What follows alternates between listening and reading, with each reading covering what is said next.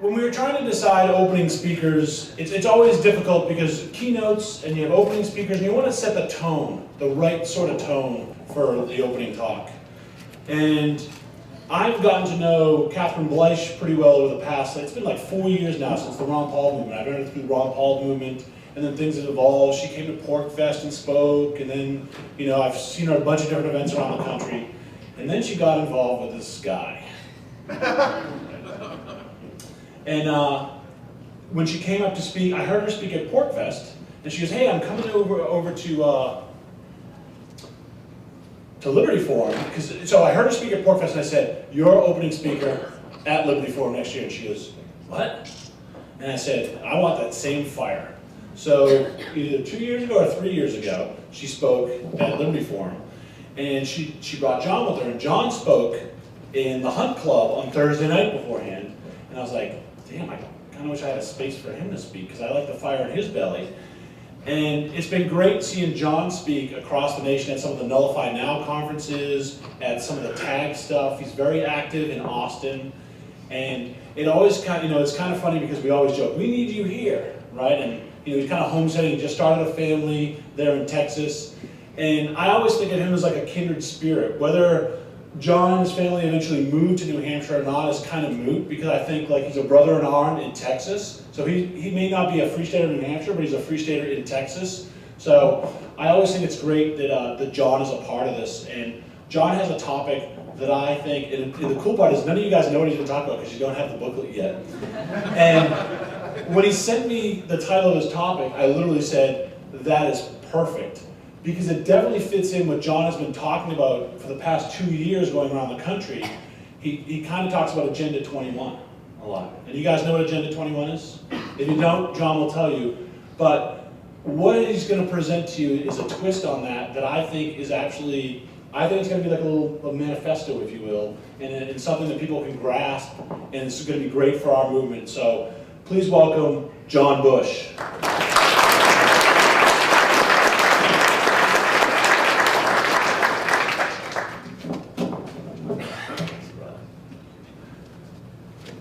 How's everybody doing this afternoon? This morning? Afternoon in Texas. Aha. Feels good to be in the Free State once again.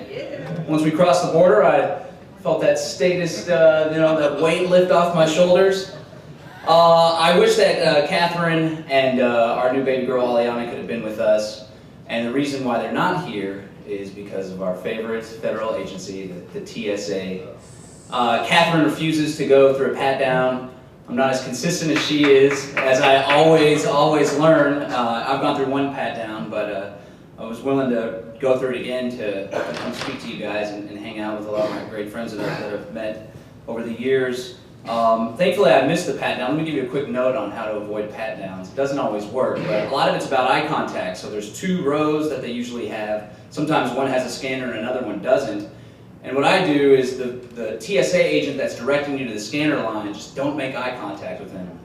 Fiddle with your hands or pull your ID out. Sometimes it works, somebody else will go up or the other guy will call you. Sometimes it doesn't work, and it didn't work for me this time, so I was called to the line. One of them had a non-functional scanner, the other one had a functional scanner, and they called me into the line with the scanner. And so I just waited for the other guy in the line with the non-scanner to stop paying attention, and I did a little...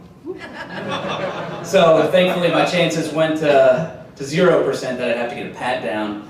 But Catherine's not willing to take that risk, and I respect her for that. And more importantly, we're not willing to allow our daughter to witness her parents subjected to that kind of tyranny, because we want her to grow up valuing her freedom. And I think it would be detrimental to that for her to see her parents go through that. But don't worry, we're buying an RV for Pork Fest. So. Another thing that was different about being in New Hampshire this time around, without Catherine, is things seem to be a little brighter, because I'm not in her shadow this time around. But I do want to thank Catherine. She's probably watching on a live stream right there. I love you very much, and thank you so much for introducing me to the Free State Project. It's really been major for me in my growth as an activist. So the title of my speech today is Agora 21. A counter-economic approach to building a free society in the 21st century. We're at a crossroads in history. we could go down one of two paths. One of them, total despotism, despair, desperation, darkness, a return to the old world order, if you will. The other path would be a new age of enlightenment, whereby individuals recognize their inherent individual liberty, and they stand up and unite, and they exercise that inherent freedom. That choice falls upon us, which path we take. It's been clear to me after a decade of research that there exists a tiny minority elite that is manipulating world events. And now they are doing anything they can to secure their position of privilege and power. And now that we have such a technological advance that's taken place, if these individuals manage to put themselves in power and build their technocratic dictatorship, which is happening right beneath our very eyes, it may be possible that they'll end the cycle of revolutions and maintain that position of power forever. They have the technology that's capable of doing that. Thankfully, a lot of their own technology we're using against them.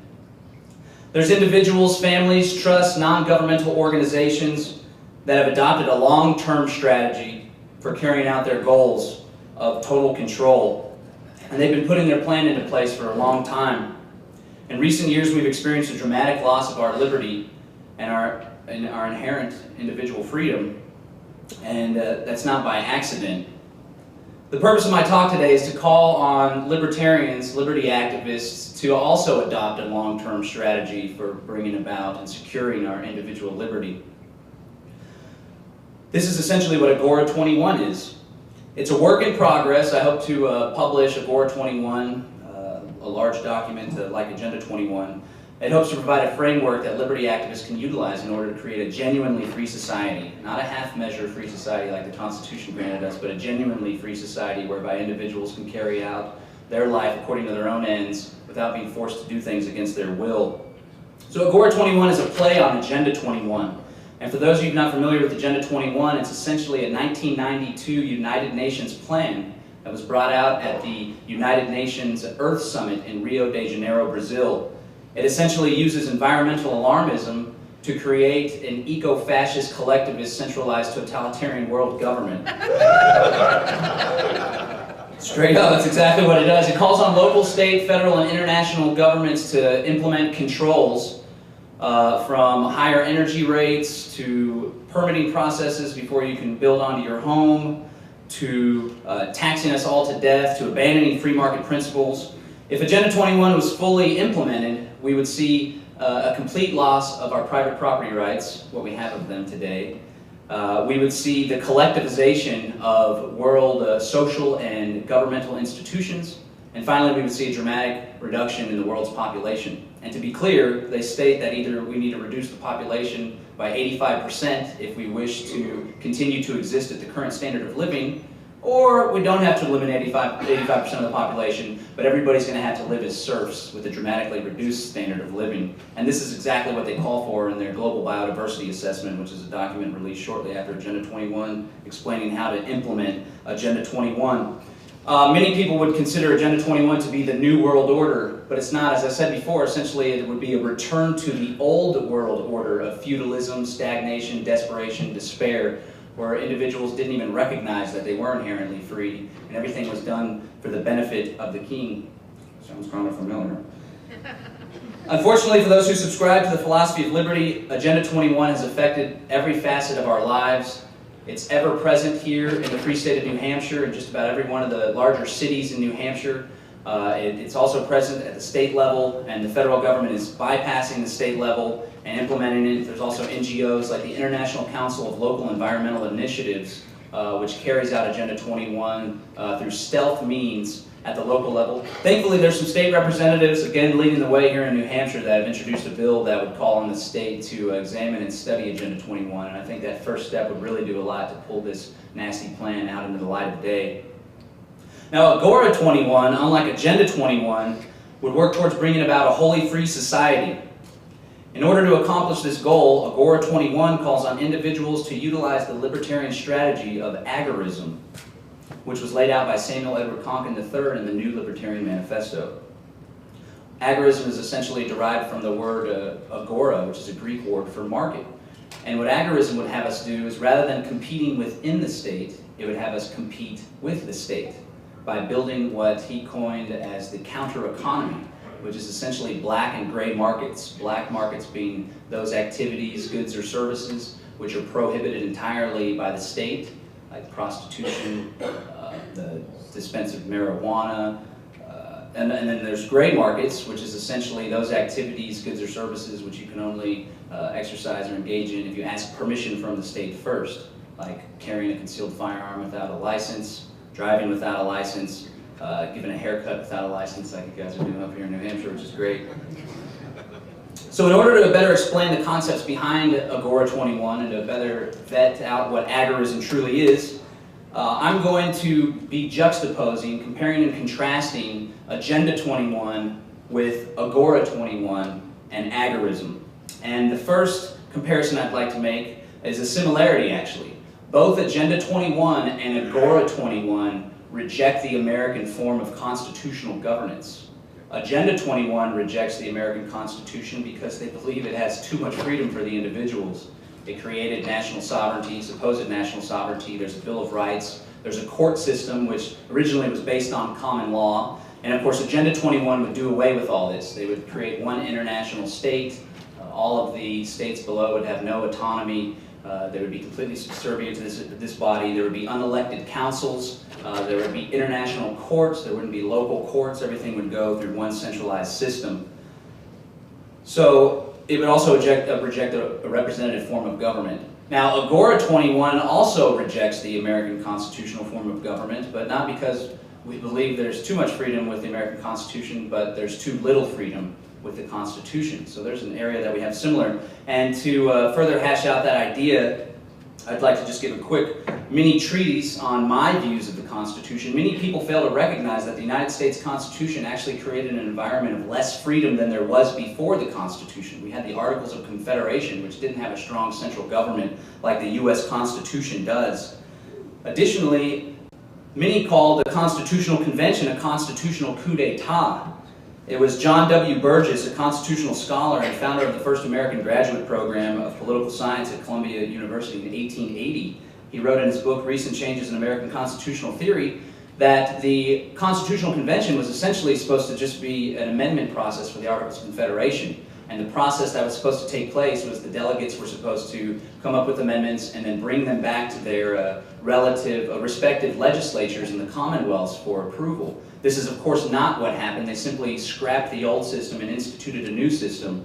So one of the questions I ask is, how can we expect a Constitution to secure our individual liberty when the Constitution itself was founded in an unconstitutional manner? Additionally, as Benjamin Tucker points out, this is a really great quote here from his journal Liberty, the Declaration of Independence declares that governments derive their just powers from the consent of the governed. It therefore follows that when any individual is governed by a government without his or her consent, that government is exercising unjust powers and is a usurpation. And yet in the government subsequently instituted under the Constitution, one half of the people, the women, were denied representation at the onset, while under the ban of slavery and other constitutional bars, the number permitted to express consent or dissent was in the aggregate cut down to less than 1/10 of the inhabitants of the geographic area known as America at the time. He then goes on to say, to what a ridiculous farce do Jefferson's glittering generalities reduce themselves at the first touch of common sense. So less than 10% of the people that actually inhabited America at the time even had a say in the Constitution. So not only was it implemented unconstitutionally, but it was also implemented without the consent of 90% of the people. Doesn't sound like freedom to me.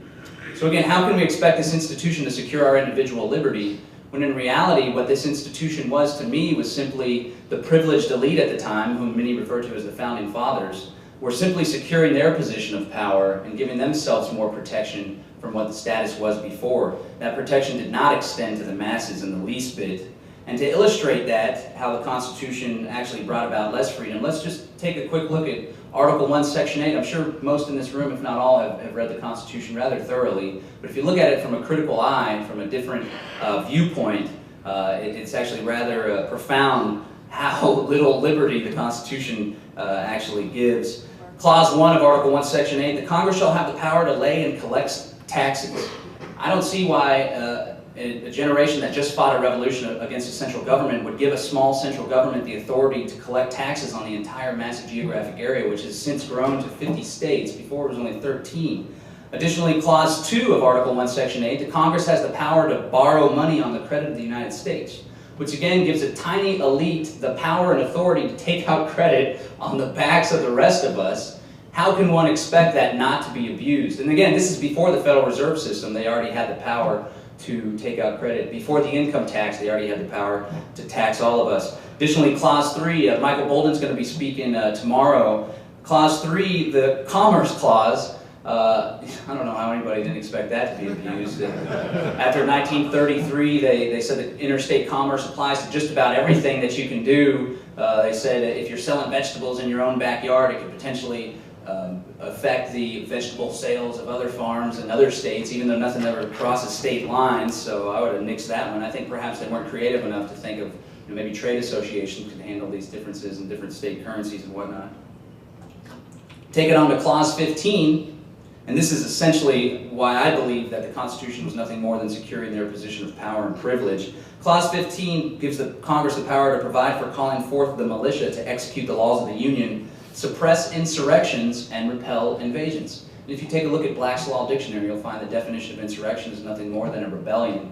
Much of the rhetoric that will be spoken today, many of the activities that many individuals in the Free State Project engage in could be considered rebellion. The Occupy movement could be considered rebellion. Wouldn't you know it, George Washington, at the direction of Alexander Hamilton, actually used this constitutional clause to put down the Whiskey Rebellion, which was nothing more than some Appalachian mountain men who were brewing their own whiskey, using it as a currency. He called up the militia, they put that down, there were deaths. Thankfully it didn't turn into a bloody revolution.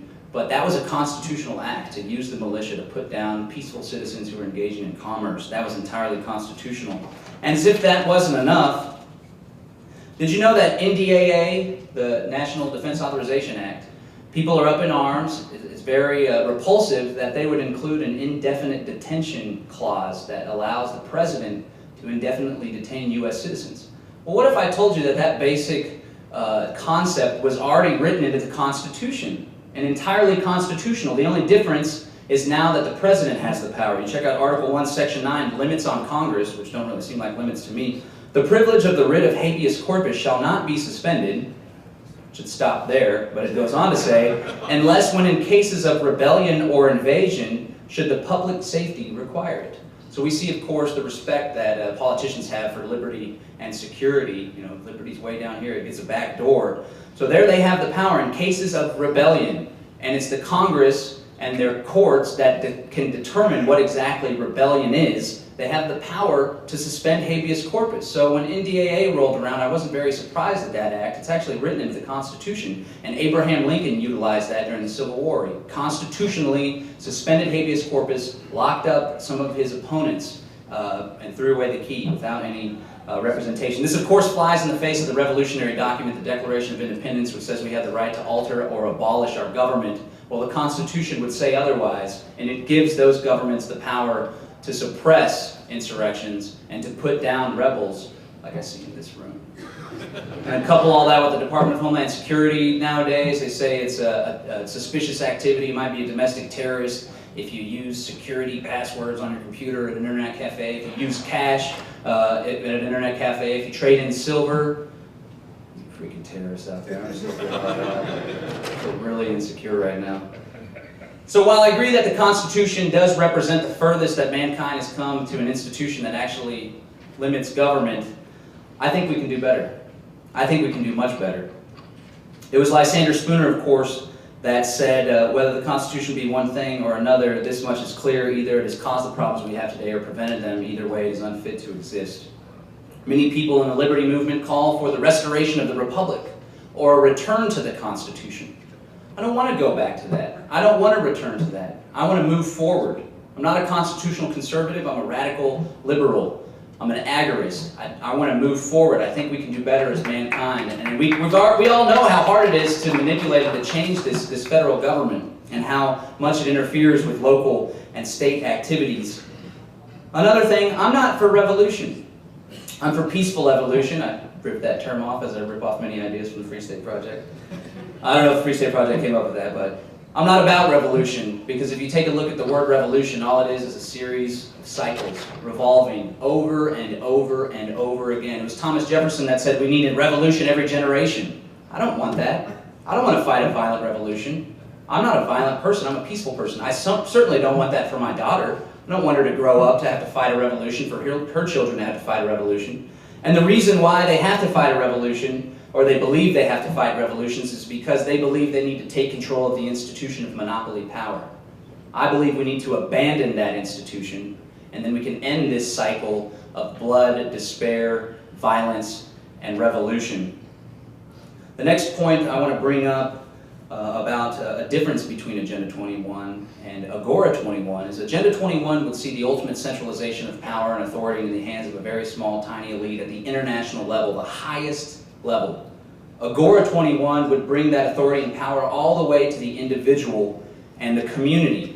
And as we shall see, it's my opinion, but I think it's backed up by some pretty good, solid research and empirical facts that we can't have individual liberty with the presence of a government or with a state. So what is a state? Murray Rothbard defined the state as an institution which possesses one or both, almost always both, of the following properties. One, it acquires its income by the physical coercion known as taxation. And two, it asserts and usually obtains a coerced monopoly on the provision of defense services over a given geographic area. And it's the legitimacy, I believe, that is most dangerous to our individual liberty. The idea that individuals believe the state is legitimate, that if you walk around with a blue uniform and a badge, you are a legitimate authority. Just think about it. If I were to walk up to somebody out on the street, clock them in the head with a baton, tase them, take their money, take their wallet, I would be locked up, I would be held accountable. But just because someone has a gold shiny badge, as many in the Free State have learned, they can get away with that. And in fact, they can get away with murder. And they are murdering young African-American youth in the city of Austin. There's an epidemic in the city. And nobody's held accountable. The district attorney isn't holding anybody accountable. And it's because they have that badge and that supposed legitimate authority that they're able to abuse us so much. Quick little story. I was driving to Nullify Now, Missouri, Kansas City, Nullify Now, Kansas City, from Texas, and I was driving in what me and Catherine call the sovereign citizen mobile, because it's her car with expired tags and no registration. And the reason is because the state of Missouri has a property tax on vehicles. And while Kat worked her behind off and paid off her car when she was young, fresh out of college, they still insist on taking $500, $600 every year. Well, Catherine and I, being the free individuals that we are, of course we never paid after she left Missouri. So I'm driving through Oklahoma with a car full of goods, and from Brave New Books, a store that I work at down in Austin, and we get pulled over by Muskogee County Sheriff's Department. I don't know if you heard this. I'm an Okie from Muskogee. Well, these guys were some slack-jawed yokels if I'd ever seen any. And you know, they call the police dog, they call the drug-sniffing dog out on us. And I said, well, do you need a warrant or probable cause to call the dog out? He says, nope. Here in Oklahoma, we can do that. And my friend, of course, had a camera in his face, and he looked into the camera like he was proud. In Oklahoma, we can do that here. So they brought the drug dog out. Thankfully, the drug dog failed. I don't know if he needs to go back to drug dog school or not. Yeah. Long story short, I haven't gone to court for that, by the way. I don't have an Oklahoma driver's license, and I'm going to refuse to deal with that matter. Now they've turned it over to a collections agency, like I've already been found guilty. Thank goodness my credit's already shot to hell. It doesn't really matter. We're establishing free banks. Doesn't matter the existing credit system, right? Yep. That's what I keep telling myself. So I don't want to take out that debt-based money anyway, you know, with the interest on it. It's all usury. So long story short, because the tags were expired and because I didn't have insurance on the car, I didn't have my insurance card. Kat did have an insurance. Actually, no, she didn't have it. Whoop! They ended up impounding the car. They stole our vehicle. They left me and Steven, my roommate, on the side of the road with all of our goods. We had to stash them in a ditch. We walked up the road to the local casino. We had to call our friends from Missouri to come grab us. Thankfully, we made it in time to participate in the Nullify Now Missouri event. But I told one of the officers there's about 4 or 5 of them. Of course, the whole time I'm berating him and cop blocking him the entire time. And I said, hey, can I tell you a joke? I said, well, sure, you can tell me a joke. And I said, what's the difference between a highway robber and a police officer? And I said, when the highway robber takes your stuff, he doesn't tell you he's doing it for your own good. And the police officer just looked at me with a blank stare. He didn't get it, so I proceeded to explain that concept for like 5 minutes. But it reminded me of it's a Lysander Spooner joke. Of course, Lysander Spooner, the individualist anarchist I referred to earlier. And Lysander Spooner goes on to say, furthermore, having taken your money, he leaves you as you wish him to. He leaves you as you wish him to do. He does not persist in following you on the road against your will, assuming to be your rightful sovereign on account of the protection he affords you. He does not keep protecting you by commanding you to bow down and serve him, by requiring you to do this and forbidding you to do that, by robbing you of more money as often he finds it fit for his interest or pleasure to do so, and by branding you as a rebel, a traitor, and an enemy to your country, and shooting you down without mercy if you dispute his authority or resist his demands. He is too much of a gentleman to be guilty of such impostures and insults and villainies as these. In short, he does not, in addition to robbing you, attempt to make you either his dupe or his slave, as of course government does. Government's also an awful lot like the mafia, which I forget her name, Free State, or maybe she's in the room. Yeah, there you go. She gave the great 10 reasons why the mafia is better than the state, which was great. But yeah, it's exactly like the mafia, and for anybody that owns a small business, they would exactly understand that. They come around, their state bureaucracy, and it's just like the mafia. They come up to your door and they say, hey, we're running a protection agency here in the city of Keene. We need to protect you. It's a scary place out there. And the business owner, well, actually, I feel like Keene's a pretty safe place. I don't think I need your protection. I open carry a firearm. My employees are armed. We can defend ourselves, thank you. Okay, well, you better, you do your business at your own risk. And then a week later, you find a brick through your window, and one of your employees gets roughed up. It's exactly the same thing as the government does. They'll come around, and unfortunately, government is force. And if you try to operate a business publicly now without a license, you will feel the force of government fall down upon you. They are no different from the mafia. The only difference is they have the supposed legitimacy of authority, which I believe to be absolutely dangerous. Now, some libertarians, most libertarians, are against socialism. There's some left libertarians that are for some sort of anarcho-syndicalism, anarcho-socialism. I think we ought to reject the state entirely. Some people think we ought to use the state to socialize the provision of defense and justice. I think that that's a fallacy. I think that markets or communities can provide defense and justice in a manner that is more effective, efficient, and equitable, for the lefties out there, and just as well. I include all sorts of left rhetoric in my discussions. I believe myself to be a radical leftist, not a right conservative, because I want to abandon the old institutions, but also there's so many liberals and lefties in Austin, and it helps to influence them. Minarchists claim that the only role of government is to protect life, liberty, and property of the individual. But in order to do that, they necessarily have to violate the property of the individual through taxation. Some may argue that taxation is voluntary and some individuals subscribe to it, but to counter that, they wouldn't need to make it forceful if it was voluntary. I believe everybody would opt out of it. Many people argue we need a government to protect us because there's evil people in the world, and these evil people and evil corporations will harm us. First off, there wouldn't exist corporations with their privileged power of protecting them from liability if it wasn't for state government.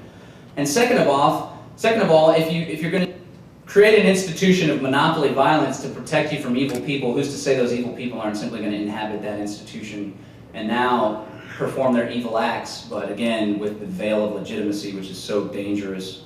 And yeah, government is precisely the type of institution that these evil individuals who are willing to exploit others for their own ends will flock to. And the problem with government is it's necessarily parasitic.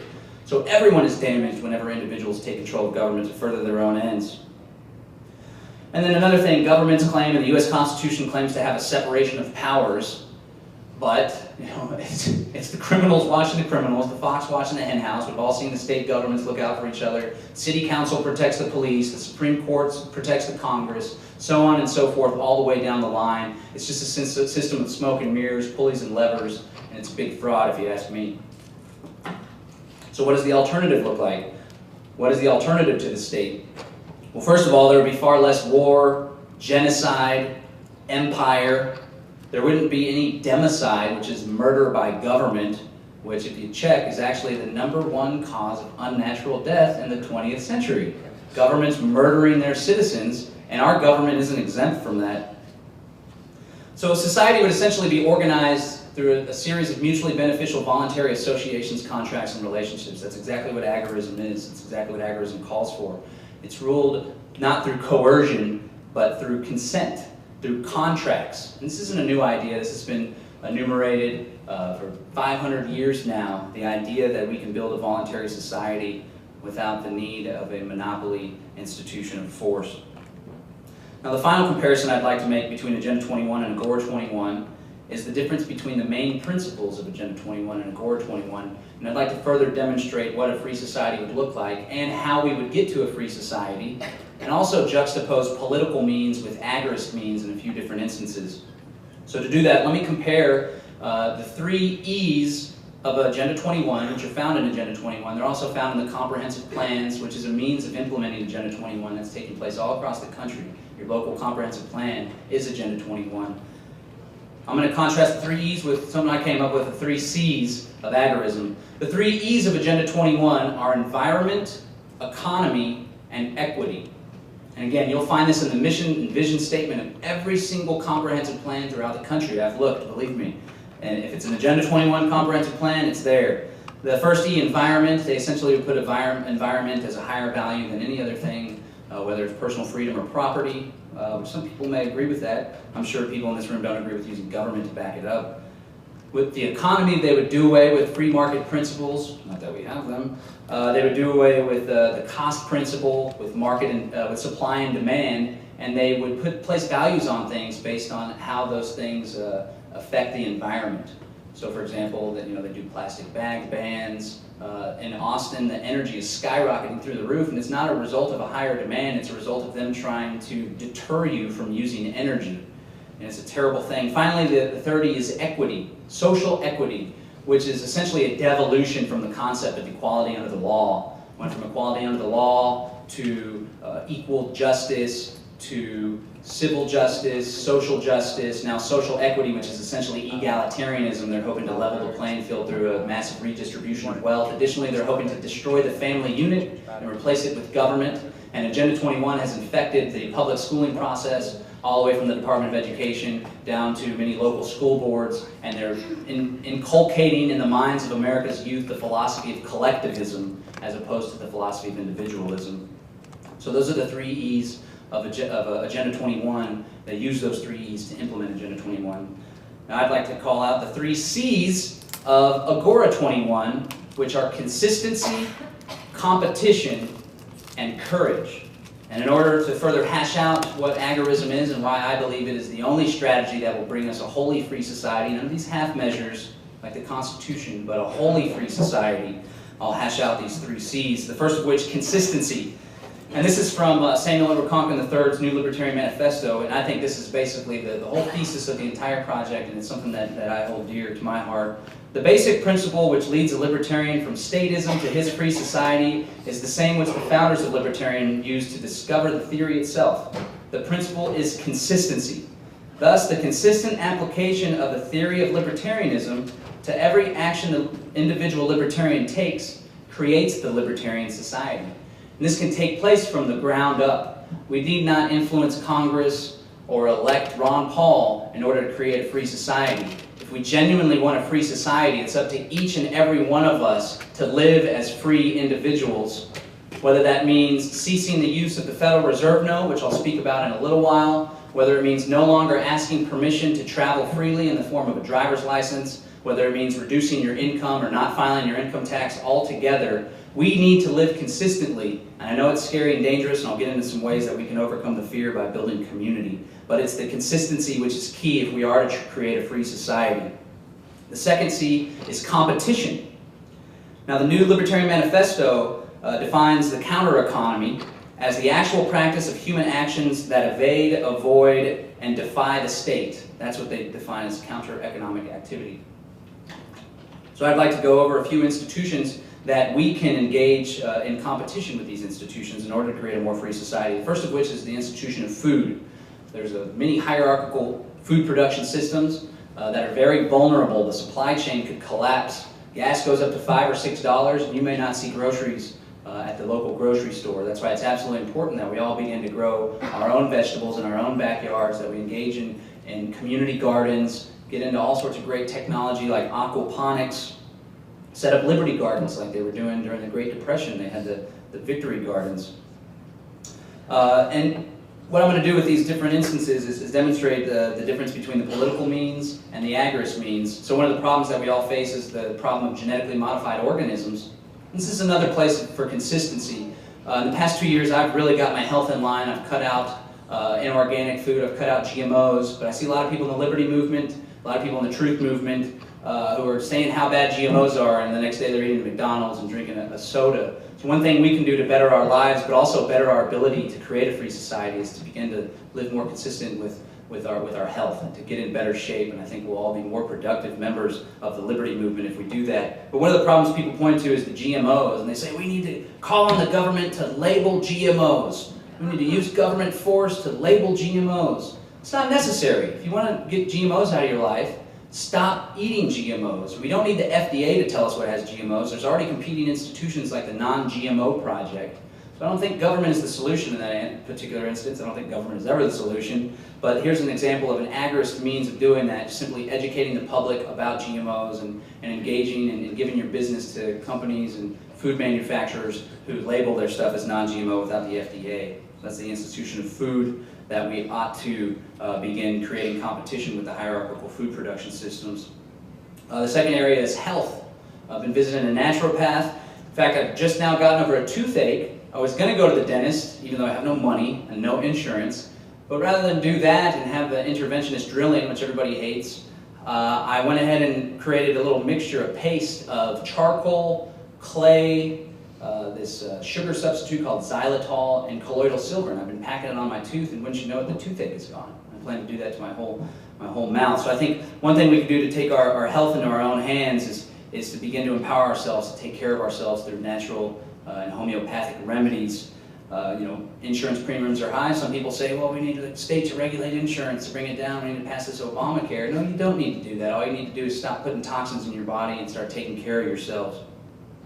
The second institution is education, and the Free State is leading the way on this with unschooling, homeschooling cooperatives. It's absolutely wonderful. There's so many people that are ticked off with what their children are learning in school. They want to go run for school board. They want to go to the school board meetings and influence the government. Why not just pull your kids out of the institution? I know it's difficult, and a lot of people don't have the time for that, but there are homeschooling cooperatives. So rather than bang your head up against a wall trying to influence these a-holes who may have nothing in common with your belief system, yet they inculcate your children with their philosophy, why not go ahead and pull them out and teach them on your own, or put them in the hands of your fellow libertarians whom you trust and who share the same philosophy? So again, the agorist solution compared to the political solution of influencing school boards would be to start your own community institution. Another thing we could set up as well, New Hampshire would be a great place, our own Liberty University. There's PhDs in the room that I believe would make great professors. We don't need the existing institutions, which are all governed by Agenda 21. You find the exact same internationalists that are the deans of so many graduate programs that are right there in the belly of the beast of the United Nations. Another area where we can compete with the existing institutions is the area of communication. And boy, have I been influenced quite a great deal by the Free State Project with the Porcupine 411 system you guys got going. Just launched Shire 911 as well. I think that's a very powerful tool that can bring individuals together and make people feel more confident when they do step out in civil disobedience or whenever they're pulled over, that you'll have a whole flock of Free Staters there with cameras on these guys, deterring them from engaging in criminal activity. We launched the Lone Star Liberty Bell in Central Texas. It's similar to Porc 411, although it's not as efficient and there's a lot of bugs in it. But we've launched that, again, inspired by the Free State Project as a means of allowing people to have a phone they can call so they can get their community there to back them up. And another juxtaposition between political solutions and alternative institutions and agorism, they got the SOPA coming up, which is going to regulate the internet. Alex Jones has been talking about the internet kill switch for years now. People call their congressman to defeat SOPA, and while SOPA was knocked down this time around, it's just going to manifest itself in another way. How about we take the energy that we use to call the congressman and we go ahead and begin building our own parallel internet, which is already taking place, whether it's Darknet or whether it's the Alt Expo that I believe yesterday or today they're having a whole seminar on the ideas of banding together local internet internets. People can tether their wireless modems together, stuff like that. They have control, they have the ability to potentially shut down parts of the internet. Why not just take their ability to do that away altogether and set up our own internet?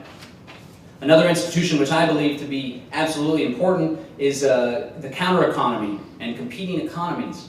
And one thing that people are doing is setting up alternative currencies and competing currencies, local currencies. Of course, here in New Hampshire, you guys have the Shire Silver, which is absolutely groundbreaking, and really appreciate what you guys are doing with this.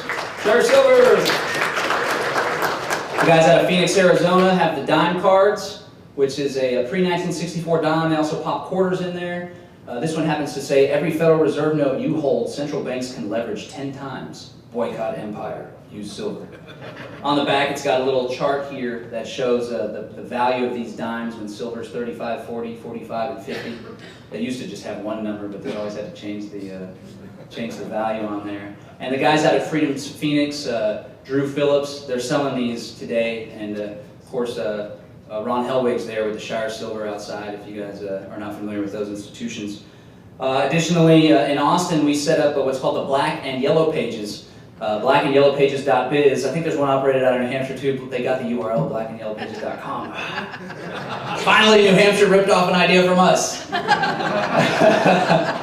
But essentially, we found over 26 local businesses. Many of them aren't actually participating in the libertarian movement that are willing to accept silver and or barter. We put it into a little pamphlet. I have them here. There's also Shire Silver's in there. There's also some other institutions here from New Hampshire. A lot of local Austin institutions. It's a nationwide thing. And it's essentially a directory that we encourage people to go to. Say they have a plumbing problem, before you open the Yellow Pages, flip to the Black and Yellow Pages and keep it within the community. Use silver, use barter, avoid the use of the Federal Reserve note.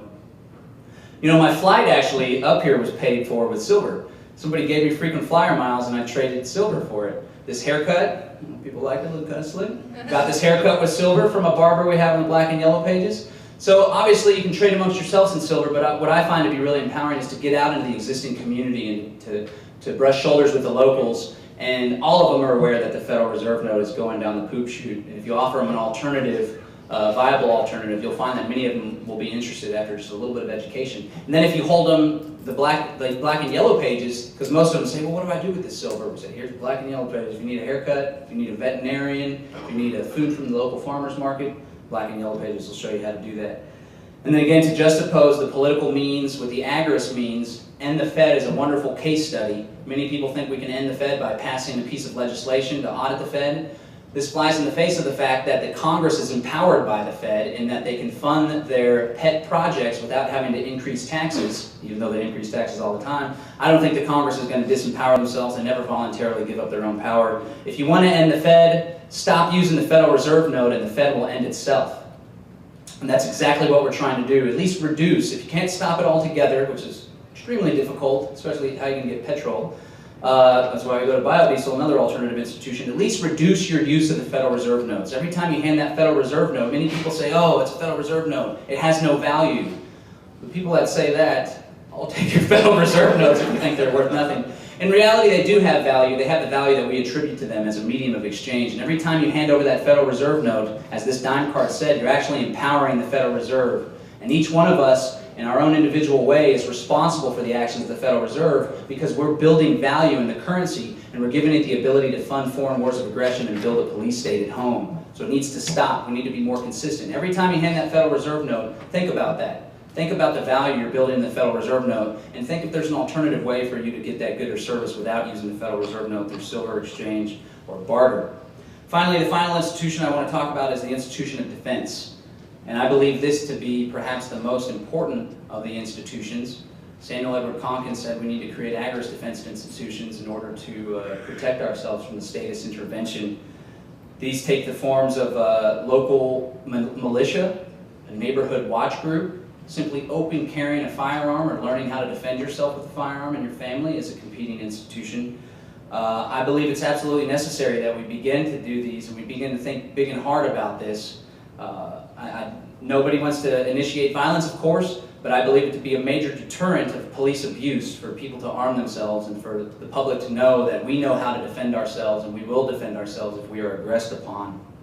In Texas, we started Lone Star SMART. It's the Sovereign Mutual Aid Response Team. It's essentially a mutual defense pact that people enter into and commit to each other to defend ourselves, not only from criminal elements in our communities, but also from criminal governmental actions. And this is all something to empower the individual to step out and to begin to engage in the counter-economy, to begin breaking unjust laws, to begin to engage in civil disobedience, and to feel a little more confident in their ability to do so without being shot down by the man. Again, to juxtapose the political solution with the Agorist solution in this instance, there's police abuse going on in Central Texas. It's epidemic right now. Maybe some of you have heard the story of Antonio Beeler, the Army veteran, Army Ranger, Stanford graduate, West Point graduate, school teacher. He was recently cop blocking some cops that were roughhousing a young woman, taking pictures. He ended up getting arrested, charged with felony harassment. They claim he spit in their face. Video evidence shows otherwise. So people are looking for solutions. They say, go to the police monitor's office, which is some sort of accountability office, but the police monitor's office is underneath the police union contract. It's not even codified by law. They say go to the district attorney. The district attorney is ran by the local police department. So the way that we solve these problems is we get out there and we change public opinion of the police force. One thing we can do is go door knocking, door to door in the neighborhoods of these abusive police and hand out literature and DVDs showing their abuse. Here in the Free State Project, of course, you guys have held candlelight. Third C, we had consistency, competition. The third C is courage. This is what I find to be the most important, because without our freedoms are going to continue to deteriorate under the existing system. It does take a brass balls or brass ovaries in order to engage in some of these activities, especially can't leave the ladies out there. Especially competing institutions of defense. The state operates through fear and coercion. Last year I paid $16 federal, $16 too much. It pains me to think that even one bullet was paid for with that $16 that could be put in the head of somebody that's protesting the IRS or a young Iraqi child across the seas. They have the FDAs that's now raiding farms. They're locking people up in prison for simply smoking marijuana. People that engage in civil disobedience sometimes, police brutality is inflicted upon them. I have a driver's license. I don't want to renew my driver's license. But I'm considering it out of fear. I certainly don't want to be pulled over and tossed in a cage when I'm my daughter. Government operates on fear. It's where they get their power. And in order to overcome this fear, it's absolutely necessary that we band together and that we use courage, because we are all free people.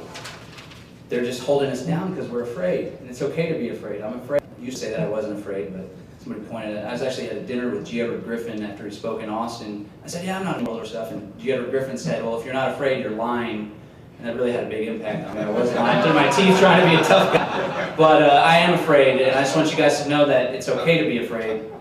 And I hope that you'll take heart in the fact that, while it is a scary world out there, they have Agenda 21, massive programs to create a totalitarian world government. The police growing by leaps and bounds, from a bearcat in Keene to the Department of Homeland Security labeling us all as homegrown terrorists, to the prospect of FEMA detention centers, which is no conspiracy. We need to take heart in the fact that there's strength in numbers, there's strength in unity, and truth. So all we need to do is recognize that we are inherently free. We need to band together and defend one another. And if we do that, there'll be no putting us down. We will be able to realize our inherent freedom. So that's a message I want to bring today. That's what Agora 21 is all about. We all have it in ourselves to create a free society. It's necessary for us to abandon the fallacy that government can protect our life, liberty, and property. Let's stand up together, and there's no holding us down. Thank you.